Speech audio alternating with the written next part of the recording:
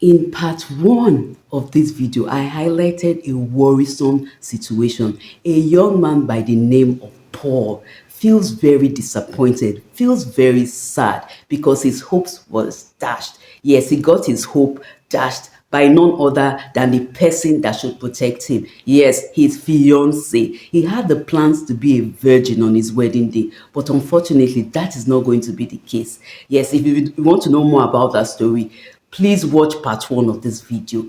In researching, I wanted to talk about this topic of how males get abused. And in researching it, I found something worrisome. You don't really have statistics for males. For example, I saw a research where 395 females were interviewed to, they asked them if in the course of their lives, if they've ever been abused, abuse. I don't want to say the word here because of sanctions by YouTube if I say certain things, but sex abuse, when it has to do with that kind of abuse, those 10% of those females admitted that they had experienced abuse.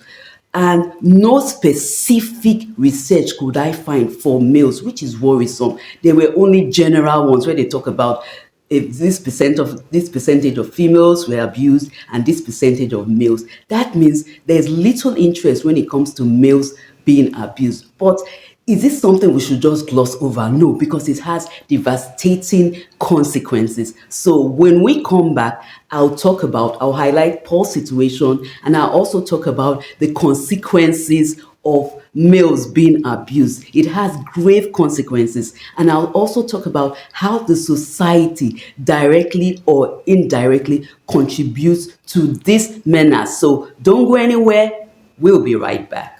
Secretly dealing with what the society considers shameful? Or are you tormented by your thoughts? Or do you just want to learn from the experience of others? I am Ethel Modia, a trained behavior coach and certified mentor. And here on the Behavior Hug YouTube channel, you will get that objective perspective that you so desperately need. Your life and purpose shouldn't be left to chance. It's time to get intentional. There's a man I knew some years ago, and he had this amazing ability. Anytime he walks past a woman, no matter how beautiful that woman is, he doesn't look at her twice. So I said to him, what's wrong with you? Males are often seen as people that always admire women. So I said, you never look at a beautiful woman, no matter how she is, you will never give her a second glance. Do you know what he said? He said, I made a vow to myself. I said that no matter how beautiful a woman is, I'll never look at her twice. And he kept to that vow. But unfortunately, there are some males from a very young age, they were initiated into some adult activities that they are promiscuous. Not only do they look at women that they shouldn't look at, they go as far as sleeping around, having no control. Sometimes you see a man, he's sleeping with this person, he's sleeping with that person, he's sleeping with a house help, and you think, you kind of blame him, you kind of say, oh, it's his fault. But have you considered, are there factors that happened in his childhood that caused him to come out and be promiscuous? Yes, being promiscuous is one of the consequences that may occur when somebody was abused in the past. Males specifically. Sometimes males are initiated into adult activities, and before you know, by maybe an older person, an auntie, a relative, a neighbor, or anybody, and it makes them promiscuous, but they don't talk about it. And when a man is promiscuous, it's dangerous because people around him may become victims. That leads us to the second consequence.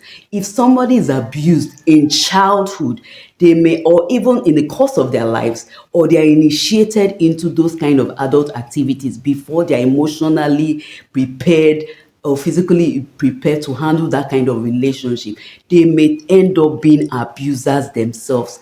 Quite a number of people that were abused end up as abusers. So it's something we need to talk about, especially when it comes to males. Males don't just come out and start being abusers. There are things that happen. Now, the third consequence of a male being abused as a child or in the course of their lives is the consequence of passing it on to the next generation. We talk about genetics, we talk about genes, we talk about, there's a particular guy I know that doesn't even know who his father is. He doesn't know who his father is, but his mom got pregnant for him, and he found himself in the course of his life sleeping around, and he told himself, if I'm not careful, I will end up being what my father was. So he decided to be disciplined, but it's not many men that will have that opportunity or that will even think about it. Yes, if someone is abusive, it may be passed on to the next generation. Yes, you know, we have what they call genes. Yes, apart from even the scientific explanation, let's be honest and let's be real to ourselves. Some characters of our parents, we find ourselves doing it. You see some people, they have fathers that beat up their mothers, that are physically abusive towards their mothers, and they wait and they tell themselves and they vow that I will never do this kind of thing. But they find out that when they are married, they end up abusing just like their parents, like their father. So we should not take these things lightly. Another thing I want to talk about is how the society contributes. Yes, the society contributes to making males feeling that they have to be promiscuous, they have to sleep around to be seen as males. I know a particular guy that was in a relationship. He met this lady, he liked her, he really wanted to marry her, and he was committed to God. So he decided that he was not going to be active with her physically till they get married. And guess what? This particular lady, do you know what? She left the relationship. She said she cannot be in a relationship if they are not having those kind of activities. You can imagine.